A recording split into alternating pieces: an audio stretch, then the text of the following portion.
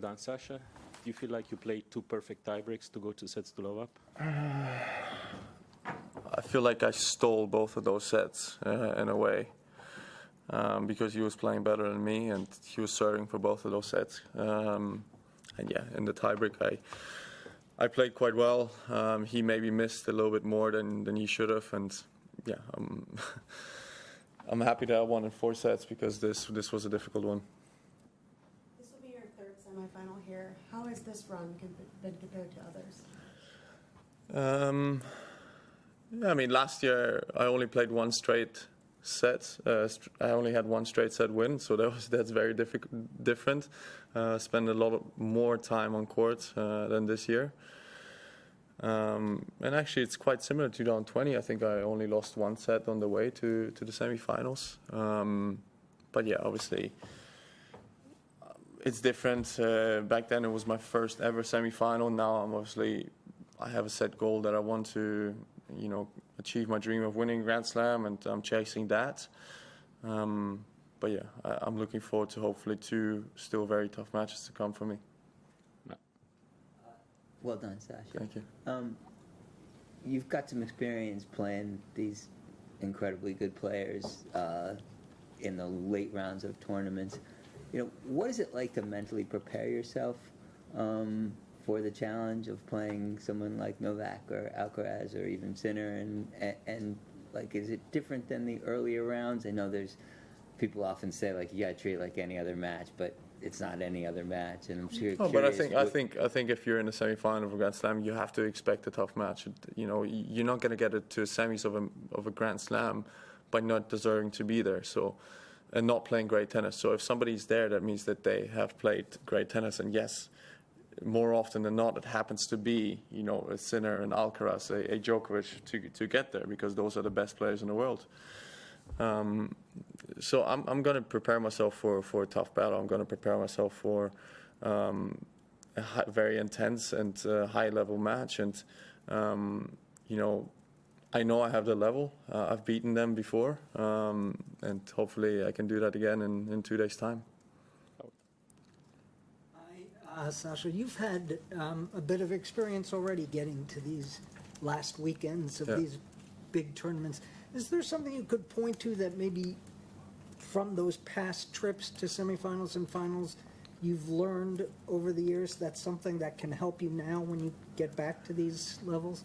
I think the gap between my first 2 Grand Slam finals was maybe too big in a way. I did have a 2-year break where I was not competitive for Grand Slams, right? So, from my injury in 2022 till basically 2024, I was not really a contender for Grand Slams. The last part of 2022 I wasn't playing at all. And 2023 was my comeback year, but realistically speaking, I was not at the level to compete for Grand Slams. So I think, being in those situations more frequently and maybe not having a gap of multiple years where I am in Grand Slam finals is very important. So I'm going to do everything I can to be in another one on Sunday, and we'll see how that goes.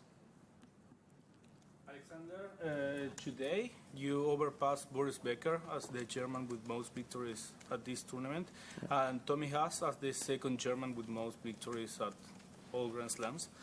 How do you feel yourself putting your name into the big stages of the German tennis? Is this something you maybe was thinking when you started your career? Yeah, I think the big difference in the thing that everybody looks at is Boris Becker lifted this trophy twice. So I haven't yet. So that is I think way more important than just match wins. Of course, I'm happy to be on that list, and I'm happy to be in that conversations, and of greats in German tennis. But yeah, lifting the trophy is what is on my mind. Scott. Can I check something with let calls? Is your understanding that they are not electronic calls at this tournament? And Sorry? Let calls? Yeah. Is your understanding that they are not electronic? And is that a surprise to? Yeah, I mean, we had that since French Open last year, that at Grand Slams, for some reason, we don't use LED machines. I think it's to be honest, quite ridiculous. I mean, every single corner of everything has a camera, and we have video review, and we have all the high-end technologies that we can possibly have, but a simple LED machine that we've been using for the past 25 years is not available at a Grand Slam. And to be honest, the point that Tommy Paul complained about, it was an incredibly clear LED. And I didn't know what to do in that situation, but I have to continue playing, because if there's no call and I stop playing, then it's a loss of point for me. So, in that situation, there's nothing much you can do but to continue playing. But he was absolutely right. It is a clear LED call, and I don't blame the umpire too much for it, because it is tough to hear, especially if you're sitting higher up.